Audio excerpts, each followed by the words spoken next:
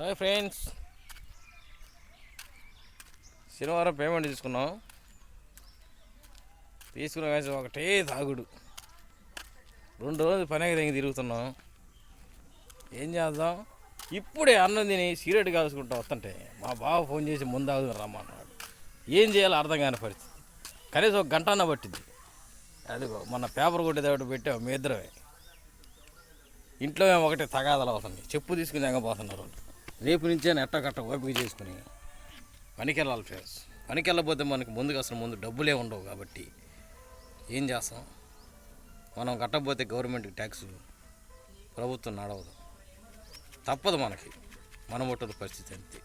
తాగుబోతులు కూడా ఒక ఆధార్ కార్డు పెట్టి మందు తక్కువ రేటుకి ఇచ్చేటట్టు మనకి మన మటుకే ఒక గుర్తింపు.